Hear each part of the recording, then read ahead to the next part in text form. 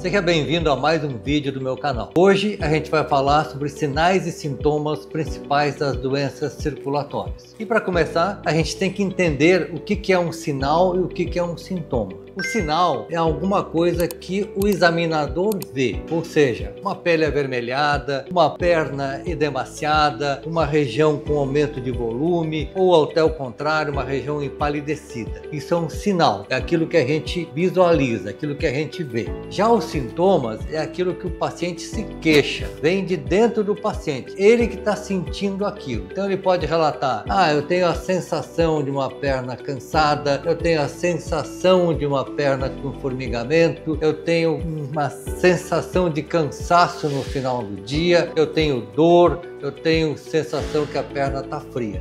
Isso é um sintoma, é aquilo que o paciente se queixa. Então, sinal é aquilo que a gente vê, sintoma é aquilo que o paciente se queixa.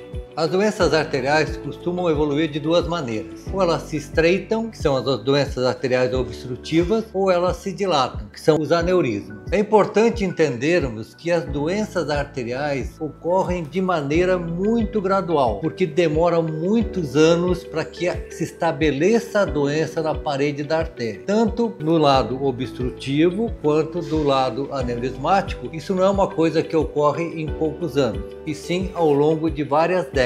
Então, as doenças arteriais ocorrem preferencialmente em pessoas mais idosas. Vamos falar agora de doenças arteriais obstrutivas. As doenças arteriais obstrutivas, elas podem ser de maneira crônica ou de maneira aguda. As de maneira crônica ocorrem ao longo de uma vida inteira e se manifestam com queixas de dores, especialmente uma dor chamada claudicação intermitente, que ocorre quando o paciente faz determinados exercícios que exigem que a musculatura receba mais sangue. Nessa ocasião, a falta de sangue faz aumentar o ácido lático e este aumento do ácido lático provoca uma dor que melhora quando o paciente para de fazer atividade física. Por isso que se chama claudicação intermitente.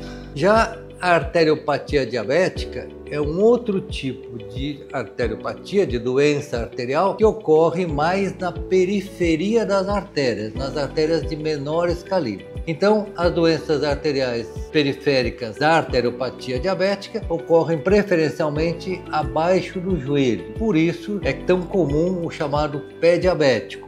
Ou seja, qualquer lesão lá no pé não tem sangue suficiente, porque justamente as artérias do joelho para baixo, que irrigam o pé, é que estão mais comprometidas na arteriopatia diabética.